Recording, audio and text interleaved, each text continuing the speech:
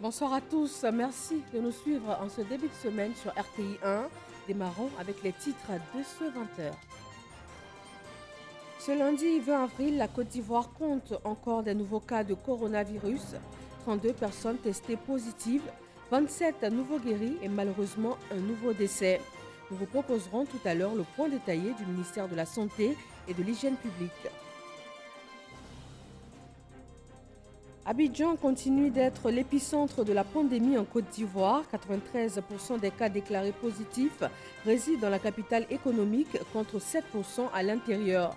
La cartographie des zones et communes fortement touchées a été dévoilée ce lundi lors du point presse quotidien du gouvernement. Concernant les initiatives en faveur de la jeunesse en cette période de pandémie, il est question de la nouvelle mouture du programme Agir pour les jeunes, avec les nouveaux axes des projets structurants réservés aux start-upers entre autres. L'objectif global avant le Covid-19 était de mobiliser 500 000 opportunités. Sur la filière mangue, la pandémie a de fortes répercussions, des pertes de plus de 6 milliards de francs CFA selon les estimations du ministère de l'Agriculture. Les contrats avec les marchés internationaux sont suspendus, voire annulés, alors que le pays est le premier exportateur africain de mangue. Bienvenue à tous, nous sommes le 20 avril. L'impact du coronavirus, les avancées dans la lutte contre la pandémie et le point à ce jour sont les sujets au cœur de ce journal. « 32 nouveaux cas confirmés d'infection à coronavirus ce lundi en Côte d'Ivoire. 27 nouveaux guéris portant à 287 le nombre de guérisons et le décès d'un homme de 69 ans. Le point du ministre de la Santé et de l'Hygiène publique.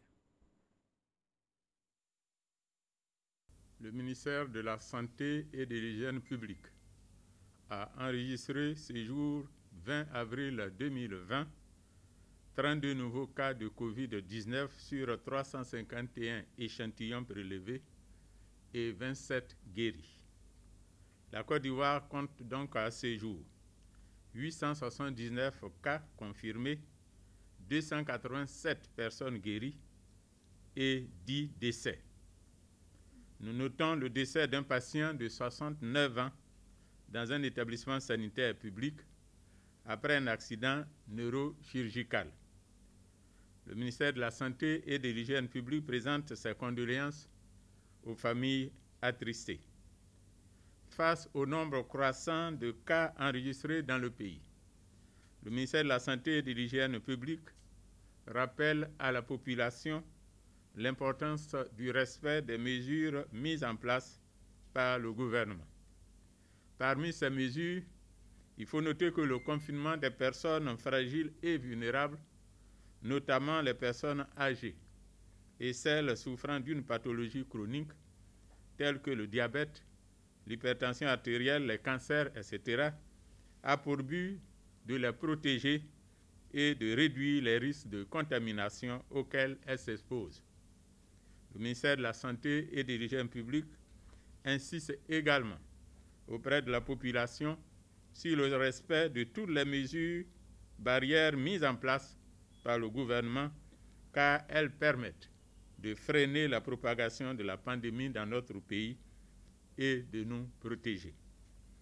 Aussi, la réduction des déplacements non essentiels et le port d'un masque lors de nos sorties sont des mesures importantes si nous voulons réduire le risque de contamination. Par ailleurs, devant l'apparition de signes tels que la toux, la fièvre et les difficultés respiratoires, vous êtes priés de contacter en urgence les numéros gratuits suivants, le 101, le 119, le 125 et le 143. Le ministère de la Santé et de l'Hygiène publique félicite tous les acteurs de la santé pour leur engagement dont ils font preuve dans le cadre de la lutte contre cette pandémie. Quelle est la situation en Afrique de l'Ouest ce 20 février? Le Ghana compte 1042 cas confirmés, 99 guéris et 9 décès. Pour le Burkina Faso, 576 cas confirmés, 357 guéris, 36 décès. Le Sénégal, 377 cas, 235 guéris, 5 décès. Le Mali, 224 cas, 42 décès, 42 guéris et 14 décès. Le Togo, 84 cas confirmés, 53 guéris, 6 décès. Sur l'ensemble du continent africain, on totalise 21 949 cas confirmés. En Europe, plus de 1 020 000 cas confirmés. En Amérique, plus de 859 000 cas confirmés. En Asie, plus de 418 000 cas confirmés. Au total, dans le monde entier, 2 447 920 cas confirmés, avec plus de 579 000 guéris et plus de 167 000 décès. On en vient au point presse quotidien du gouvernement ivoirien lié au Covid-19. Il en ressort qu'Abidjan reste l'épicentre de la pandémie avec 93% des cas déclarés positifs, 7% à l'intérieur du pays. La cartographie des zones et communes fortement touchées a été dévoilée aujourd'hui lors du point presse quotidien du gouvernement. Mama Traoré. En Côte d'Ivoire, la maladie à coronavirus Covid-19 continue de progresser avec pour principal foyer Abidjan. À ce jour, la capitale économique compte 93% des cas déclarés positifs et 7% à l'intérieur du pays. Toutes les communes sont concernées par le Covid-19, mais avec une forte concentration, respectivement dans les districts sanitaires de Cocody-Bergerville, de Trècheville-Makori, suivi après, mais de loin, d'Adjamé-Plateau, puis de Yopougon. Concernant l'intérieur du pays, qui enregistre 7% des cas, cela concerne 16 districts sanitaires. Sur la centaine de districts sanitaires de l'intérieur du pays, nous avons en Côte d'Ivoire 113 districts sanitaires. Ces districts sont entre autres les districts de San Pedro, de Mans, de Zoonien, de Boisflé, de Korogo, de Soubré, Saint-Fra, Toulepleu, Boaké, Diokwe, Kuibli, Daloa, Aboissou, Grand Bassam et Adiaké. Selon Edith Kwasi, malgré l'actualité liée à la pandémie du Covid-19, le personnel de santé continue de recevoir les patients souffrant d'autres pathologies. Aucun agent de santé où qu'il se trouve ne doit refouler un malade pour X raisons. L'établissement de santé ne regarde ni la race, ni l'ethnie, ni la religion, ni la politique, et il ne doit pas stigmatiser qui que ce soit. Il revient au ministère de la Santé que les individus s'adonnent à la revente des masques déjà utilisés. Contre de telles pratiques, les forces de sécurité, par la voix du porte-parole de la police nationale, entendent sévir. La rigueur de la loi s'appliquera également à tout réfractaire aux mesures prises dans le cadre de l'état d'urgence, notamment celles interdisant le regroupement d'une assemblée de plus de 50 personnes. Il est clair que la célébration de quelques fêtes que ce soit à la maison, que ce soit partout, doivent répondre justement au strict respect des instructions prescrites aujourd'hui par le gouvernement ivoirien. Quiconque, quel qu'il soit, s'adonnerait à de tels actes, la loi est équitablement appliquée à tous. 14 individus ont été interpellés dans la nuit du 19 au 20 avril pour non-respect du couvre-feu et 23 personnes assistées dans le cadre des actions civilo-militaires. Concernant les mesures en faveur de la jeunesse, le ministre de la Promotion de la jeunesse et de l'emploi des jeunes a fait un tour d'horizon des initiatives en faveur de l'autonomisation des jeunes. Il a surtout parlé de leur adaptation à la situation actuelle. Mamadou Touré a donné la nouvelle mouture du programme Agir pour les jeunes. Franck Quadio. Que deviennent ces jeunes déjà bénéficiaires de financement et dont les activités sont impactées par le Covid-19 ? Quelle stratégie pour ceux qui n'ont pas encore bénéficié de financement au cours de cérémonies symboliques? Autant de questions. Face à la presse donc, le ministre de la Promotion de la jeunesse et de l'emploi des jeunes, Touré Mamadou, épluche les préoccupations de l'heure. Ils étaient 73 489 sur plus de 77 000 jeunes. Fin décembre 2019 a bénéficié des programmes du PS-Gouv dans la dynamique. L'opération Agir pour les jeunes a connu une première vague de financement et elle s'est trouvée impactée par la crise, mais aujourd'hui, de bonnes nouvelles pour les bénéficiaires.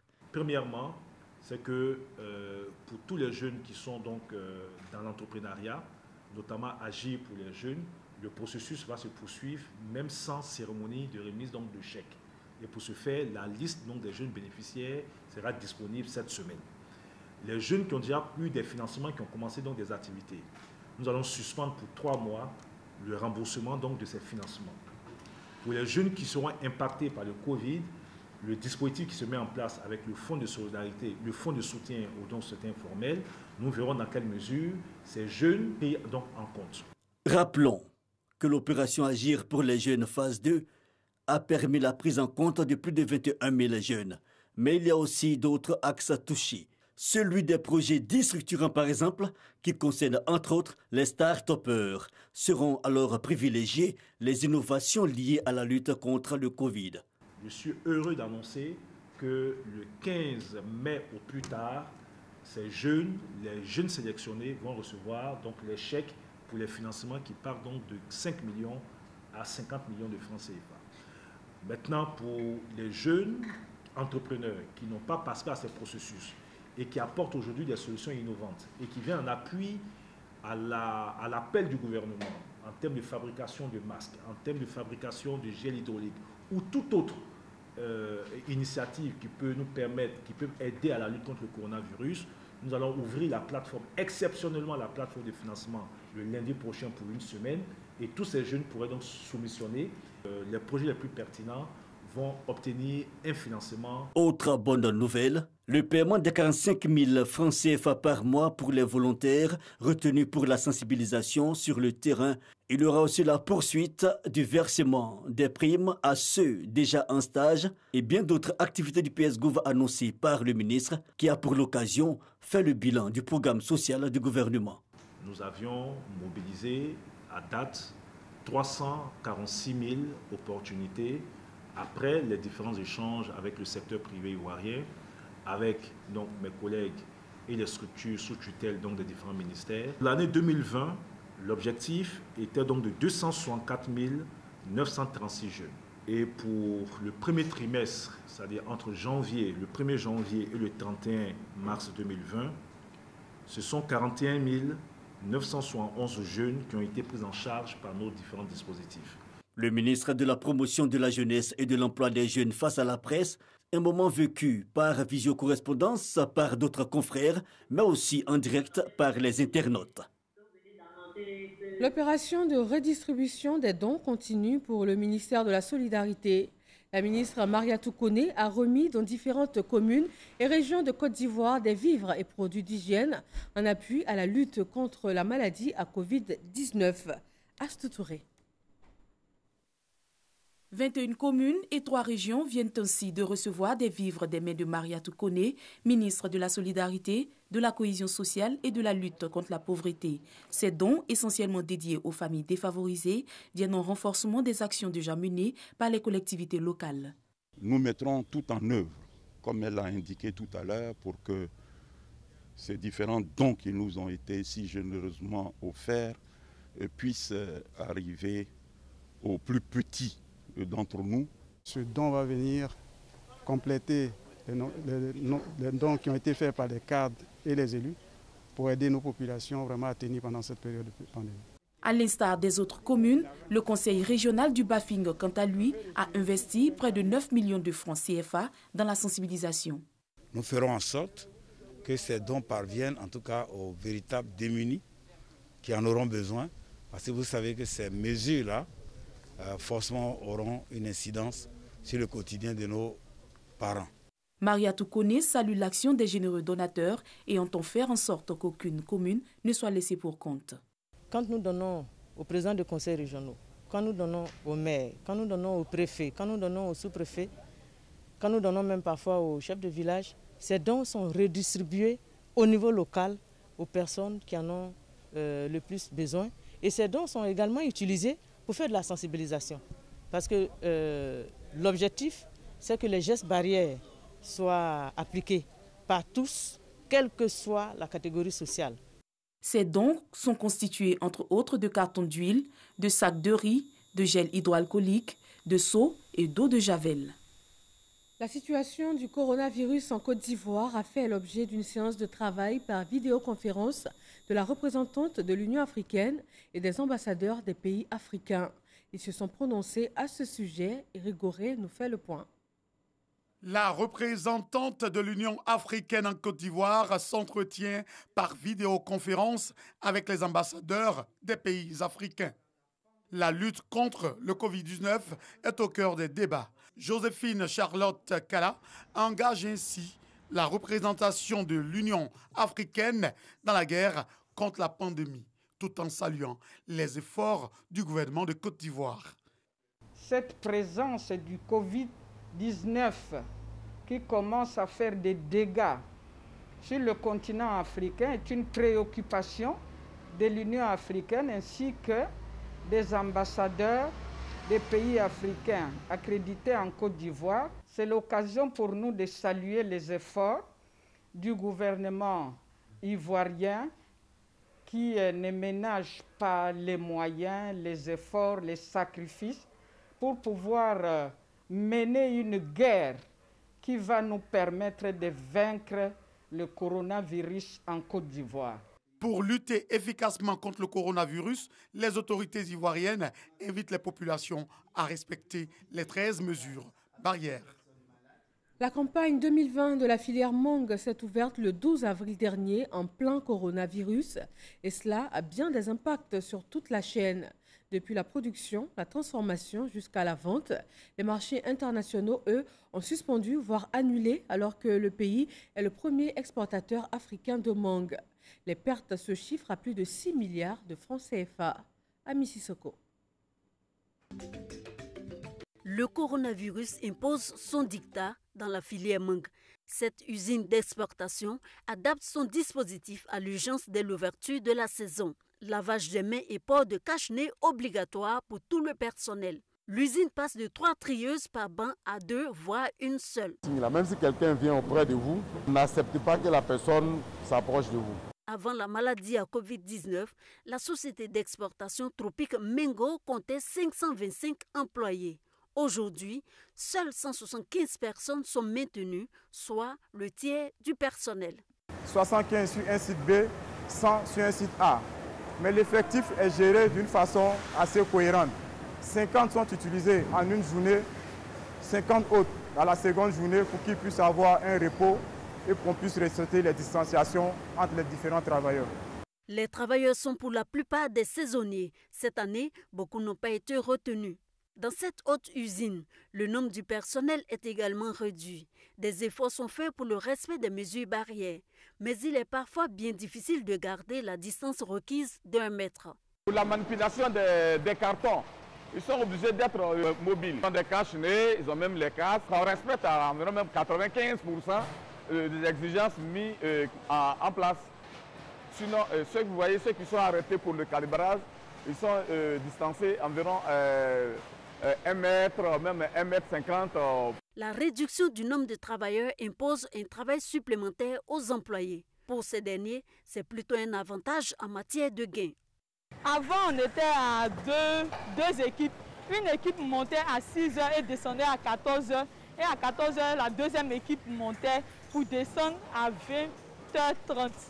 Mais cette année, on monte à 6 h, on descend à midi. À midi, on remonte à 14 h pour pouvoir finir à 19 h. Donc les heures supplémentaires nous aident plus. On ne nous est pas obligé à le faire. On nous a demandé si on ne pouvait pas faire, on n'allait pas continuer. C'est parce que ça nous arrange qu'on continue. Parce que les heures supplémentaires nous permettent de gagner plus d'argent. Si la réduction du personnel est bénéfique aux employés, elle n'est pas sans conséquence sur le rendement. Avant la pandémie, nous produisons environ 4 conteneurs par jour, c'est-à-dire 88 tonnes par jour. Aujourd'hui, il y a une contrainte qui nous ramène à 44 tonnes par jour. Les techniciens de récolte, eux aussi, ne sont pas à l'abri des difficultés. Compte tenu de la distance entre les usines et la plantation, ils sont parfois obligés de passer la nuit dans des vergers avec leur production en raison du couvre-feu. Ce n'est pas sans conséquence sur la prise en charge du fruit. Quand la mangue dort trop là, ça ne nous arrange pas. Puisque quand tu récoltes la mangue nouvellement, quand on vient la laver à l'usine, là, ça fait moins de déchets. Même si la sève est un peu collée dessus, quand la machine brosse, ça quitte. Mais quand ça dort là, la sève brûle la mangue, ça fait déchet. On jette ça, ces déchets. La mangue est le troisième fruit d'exportation de la Côte d'Ivoire, après l'ananas et la banane. Le pays produit 100 000 à 120 000 tonnes de mangue par an. Seules 33 000 tonnes sont exportées. Cette année, à cause de la pandémie à Covid-19, elle ne pourra exporter que 22 000 tonnes selon les prévisions des acteurs. La filière locale sera durement touchée par la crise. On fait 3 200 tonnes dans l'année, parfois 3 400. Cette année, ce n'est pas possible. Peut-être 1500, là on va maximum en croisant les doigts. La Côte d'Ivoire est le premier exportateur africain de mangue. Elle est le troisième fournisseur du marché européen après le Brésil et le Pérou. Aujourd'hui, la crise sanitaire a fait suspendre, voire annuler, la majorité des contrats avec son principal marché. Les pertes au niveau de la commercialisation sont estimées à 65% selon l'interprofession de la mangue. Cette année, quand nous on regarde déjà à notre niveau ici, évidemment c'est des centaines de millions que nous allons perdre. Et ça, on n'a même pas besoin d'un expert comptable pour ça. Nos pertes par jour s'estiment environ 5 à 6 millions par jour. Nous exportons à 95% sur le marché européen. Et le marché européen est en berne avec cette maladie de Covid-19.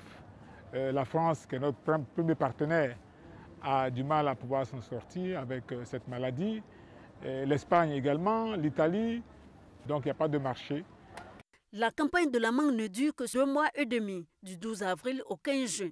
Cette année, les pertes au niveau de la filière se chiffrent à 6,6 milliards de francs CFA selon les premières estimations du ministère de l'Agriculture. Dans le cadre de la réponse économique de la crise, une subvention de 50 milliards de francs CFA, dont 20 milliards au titre des intrants, sera accordée par l'État aux filières fruitières, vivrières et maraîchères. La mangue, qui est un secteur phare ici dans le Nord, l'État a prévu en termes de soutien aux acteurs une enveloppe de 3,3 milliards et une autre enveloppe prévue d'environ 700 millions qui seront destinés aux usines qui font la mangue séchée. Mais à côté de ça, l'État prend des mesures. Le couvre-feu démarre à partir de 21h. Et donc le ministre de l'Agriculture et du Développement rural a pris des dispositions pour que la mangue, qui est une denrée périssable, puisse circuler au-delà de 16 heures. 6 milliards de pertes estimées. 3 milliards, c'est la moitié. Mais c'est déjà bon à prendre. Certainement, on va faire une évaluation. Certainement, l'État de Côte d'Ivoire va apprécier, effectivement, quel est l'impact réel. Et je pense que s'il y a véritablement un déficit de 3 milliards, on peut espérer que ce déficit sera comblé par le gouvernement.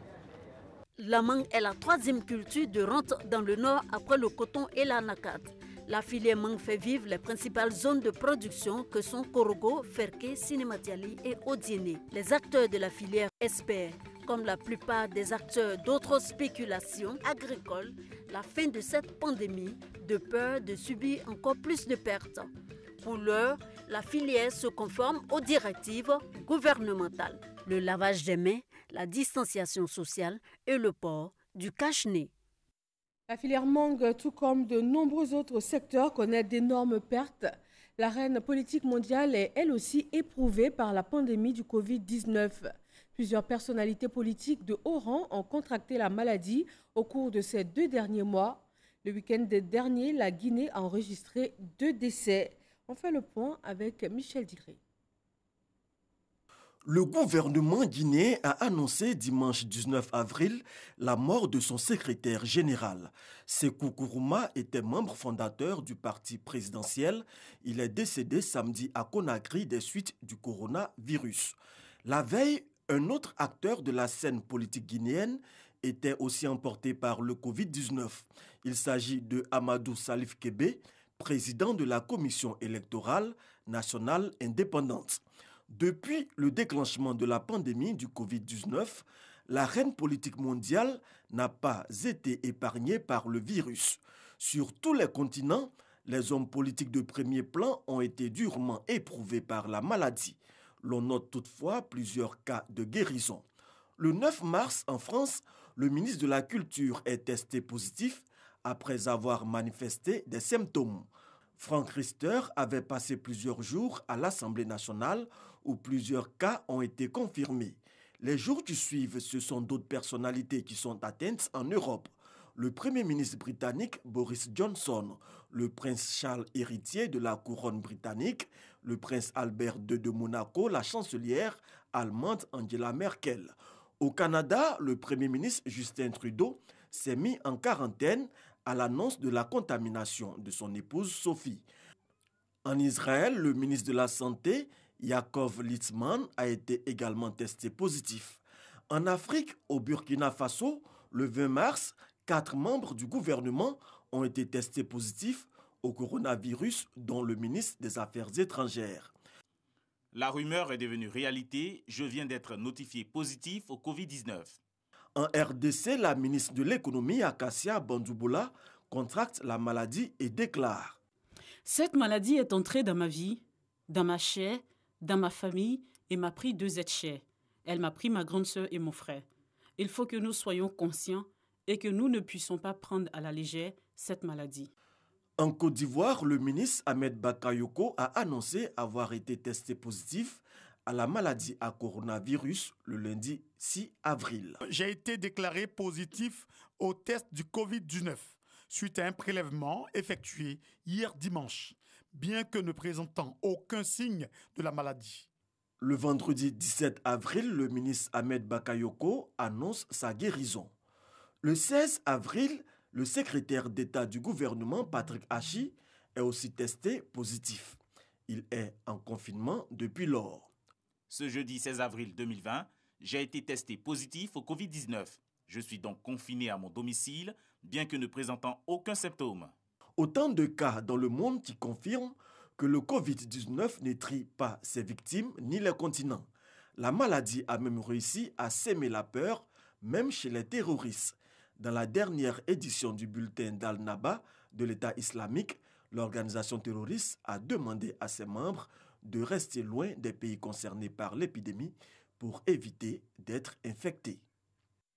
Ils sont au front contre le coronavirus. Les forces de sécurité et de défense bravent tous les jours la maladie pour faire respecter les mesures sécuritaires. Le district autonome d'Abidjan offre des repas aux hommes en armes des corridors d'Azaguié, d'Atengue et d'Agboville qui veillent au respect de l'isolement du Grand Abidjan. Amadou Ouattara. Corridor d'Azaguié. Nous sommes à une vingtaine de kilomètres d'Abidjan. Les forces de l'ordre veillent au grain. Leur mission, faire appliquer la décision du gouvernement relative à l'isolement du Grand Abidjan. Une des décisions qui vise à freiner la propagation de la maladie à coronavirus Covid-19. Si vous êtes dans le checkpoint d'Abidjan vers Adzopé, nous avons déjà ce matin même refoulé déjà près de 100 personnes qui sont déjà parties, qu'on a refoulées. On a autorisé au moins 57 véhicules qui ont laissé passer.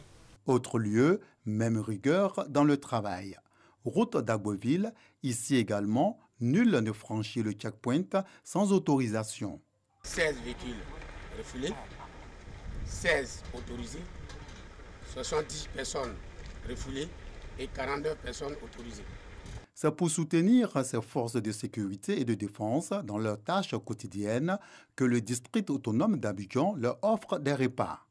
En réalité, vous êtes en train de sauver toute la population. Et le ministre-gouverneur qui est conscient de cette action a souhaité venir vous appuyer. Il sait que vos chefs supérieurs ont pris des dispositions, mais en complément de toutes ces dispositions, il vient vous appuyer pour vous donner un peu de quoi vous restaurer, pour avoir la force de pouvoir faire votre mission. Le district autonome d'Abidjan compte étendre cette opération de distribution de nourriture aux forces de l'ordre des autres corridors de sécurité liés à la ville d'Abidjan non encore visités. L'action qui a débuté le week-end dernier va se poursuivre jusqu'à la levée de la mesure de sortie ou d'accès à Abidjan, mesure relative à l'actuelle crise sanitaire. Le ministère de la Sécurité et de la Protection civile et celui de la Santé et de l'Hygiène publique ont reçu un appui venant des acteurs du vivrier. Ils souhaitent ainsi apporter leur aide en cette période sensible. Awa Touré. Des dons composés entre autres de riz, d'igname, des légumes, de pommes de terre et de bétail au ministère de la Sécurité et de la Protection civile et à celui de la Santé et de l'Hygiène publique. Une initiative des acteurs du vivrier en collaboration avec l'Office d'aide à la commercialisation des produits vivriers au CPV. En tant que toutes ces femmes qui sont les mamans nourricières de Côte d'Ivoire, il fallait qu'on fasse quelque chose pour nos enfants. Pour nos enfants, pour qu'ils aient toujours la force de combattre cette maladie. Le premier médicament de la santé, c'est la nourriture. Et donc ce matin, nous sommes venus donner des vivres au ministère de la Santé, au ministère de la Sécurité, pour que ceux-là même puissent bien se nourrir, soient en forme pour pouvoir lutter contre la maladie. Ces dons d'une valeur de 6 millions de francs CFA visent à répondre à l'élan de solidarité annoncé par le gouvernement, mais aussi de soutenir les hommes en armes et en blouse en première ligne dans la lutte contre le coronavirus. La pandémie que nous vivons aujourd'hui menace nos santé, menace nos vies. Et par leur apport en vivrier et en protéines, ils contribuent à maintenir la vie. Donc c'est avec beaucoup de joie et de satisfaction que nous apprécions à sa juste valeur leur appui au ministre de la Sécurité. Au nom du ministre Dr Aka Oulé, nous voudrions dire à ces braves dames qui sont venues nous offrir des vivres et des non-vivres pour le bien-être des agents de la santé et même pour les structures de santé. Merci. Les acteurs du vivrier, en collaboration avec le CPV, comptent poursuivre ces actions dans d'autres ministères impactés. Un reportage signé Astou Touré. Dans la commune de Trècheville, après les dispositifs de lavage des mains et les vivres, la mairie offre 40 000 masques aux commerçants et aux transporteurs. Ce sont des masques confectionnés par les couturiers de la commune qui montrent ainsi leur engagement dans cette lutte collective. Mamadou Kouassi. 40 000 masques pour lancer cette opération de distribution gratuite de cache-nez dans la commune de Trècheville. Les premiers bénéficiaires de cette opération sont les commerçants et les transporteurs de la commune. Des bénéficiaires qui rassurent le conseil municipal, principal donateur. Nous allons exiger les chauffeurs et les balanciers doivent obligatoirement porter les masques. Et nous allons exiger que les clients qui montent dans nos véhicules aussi portent aussi le masque. Si tu n'as pas de masque, tu n'es pas la bienvenue. Tu ne pourras pas monter dans nos véhicules. Ces masques sont les œuvres des différents couturiers et stylistes de la commune de Trècheville, engagés à accompagner le maire François-Albert Amicha et son équipe municipale dans cette lutte contre le Covid-19. Occasion pour le maire d'annoncer de nouvelles mesures dans la commune. Dans vos marchés, faites tout pour tracer sur le goudron, sur la terre, des marques qui respectent la distance de 1 mètre. Vous devez porter obligatoirement le masque et exiger que vos clients en portent. Tous ceux qui vous accompagnent, vos enfants qui sont avec vous dans le marché, doivent porter le masque. En plus de cette décision, les commerçants et transporteurs de la commune de Trècheville sont exemptés de toute taxe communale en cette période de crise sanitaire. Toutes les couches sociales de la commune de Trècheville vont bénéficier des masques de la mairie. Plus de 500 000 cache-nez sont prévus par la mairie de Trècheville pour être redistribués gracieusement afin d'accompagner le gouvernement dans cette crise sanitaire. Le ministère des Eaux et Forêts se voit doté de kits de protection au profit de 8 000 agents. Ils sont aussi déployés au quotidien pour faire face à la maladie à coronavirus. Le ministre des Eaux et Forêts, Alain Richard Danvaï, a procédé à la remise de 425 kits de protection d'une valeur totale de 25 millions de francs CFA. Jean-Marc Djadji. Des kits de protection sont remis aux 8 000 agents du ministère des Eaux et Forêts. Le ministre Alain Richard Danvaï équipe tous ses services sous tutelle. Du matériel pour une meilleure protection des agents contre les risques liés à la maladie à coronavirus Covid-19. Montant total de ces équipements, 25 millions de francs CFA. Des kits, des cache-nez, des gels et d'autres produits sanitaires sont destinés aux agents sur toute l'étendue du territoire national. Nous sommes très heureux que Monsieur le ministre, qui est conscient des activités de ses collaborateurs, des tâches qui sont les nôtres, ait pensé à nous équiper en matériel de protection dans cette période si difficile. Les directeurs régionaux sont déjà en route pour venir chercher chacun son dispositif. Les chefs de service qui sont au niveau d'Abidjan également vont récupérer leur dispositif. Notre ministère s'engage résolument dans le respect des instructions édictées par son Excellence M. Alassane Ouattara, président de la République, et des mesures barrières préconisées par le gouvernement. Il est aussi important de s'équiper en matériel de protection. Le ministère des Eaux et Forêts s'engage à promouvoir les mesures barrières et à être une institution citoyenne dans la lutte contre la propagation de la pandémie du coronavirus. Séguéla, dans la région du Ourodougou, des vivres et non-vivres d'une valeur de 25 millions de francs CFA venant du président de l'Assemblée nationale ont été remis aux populations. Elles ont en outre été invitées à respecter les mesures barrières. Mamadou Kwasi. Le président de l'Assemblée nationale apporte son soutien aux populations de la région de Ourodougou dans la lutte contre le Covid-19. Amadou Soumoro fait don de plusieurs tonnes de vivres et de non-vivres constitués essentiellement de kits de prévention. Le tout d'une valeur de 25 millions de francs CFA pour faire barrage au Covid-19.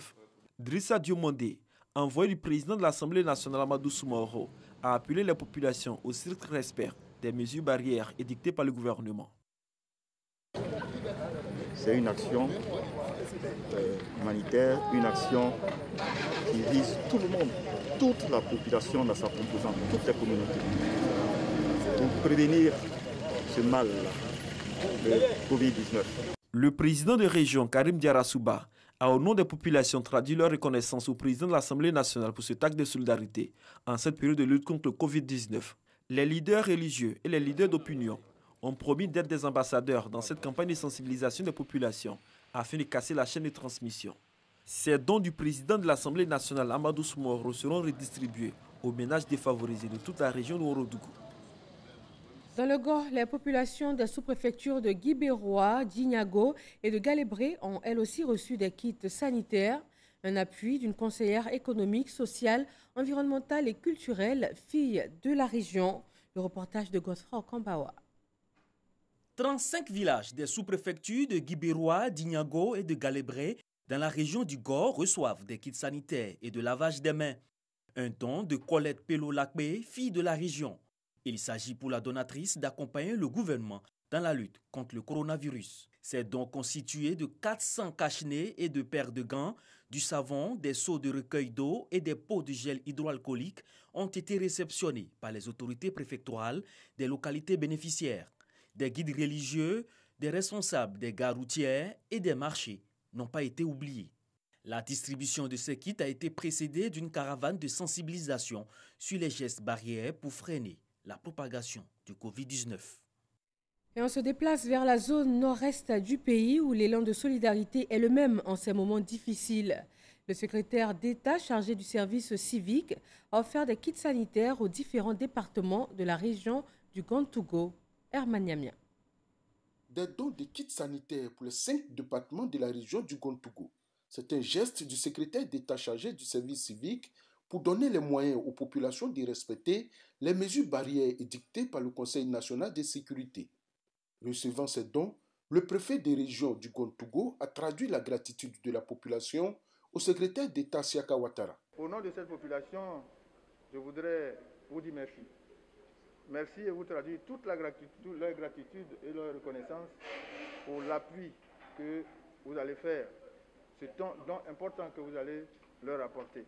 Le secrétaire d'État chargé du service civique, qui se dit préoccupé par cette pandémie, veut à travers ce don contribuer à barrer la route au coronavirus dans la région du Gantougo. Depuis un temps, nous sommes secoués par une pandémie due au coronavirus et chaque cadre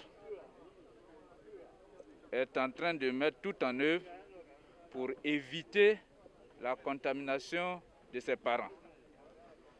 Donc c'est pour la raison que j'ai pu avoir ces dons que je voulais donner au préfet pour permettre à mes parents de respecter les mesures qui sont prises par le gouvernement. Siaka Ouattara a profité de l'occasion pour exhorter les populations au respect scrupuleux des mesures barrières pour éviter le Covid-19 qui a déjà fait de nombreuses victimes en Côte d'Ivoire. Le respect des mesures de sécurité reste la consigne principale. En Allemagne, par contre, ces mesures s'assouplissent ce lundi. Le temps est au déconfinement. Les Allemands peuvent désormais faire leurs achats dans les magasins de moins de 800 mètres carrés qui rouvrent leurs portes. Les librairies, les concessionnaires automobiles et les marchands de vélos sont aussi concernés, indépendamment de leur superficie. Mais il faut respecter une distance sécuritaire de 2 mètres et pas plus de 5 clients en même temps dans un magasin. Les autres mesures comme l'interdiction de se rassembler à plus de 2 personnes restent encore valables. Les écoles doivent rouvrir progressivement à partir du 4 mai prochain.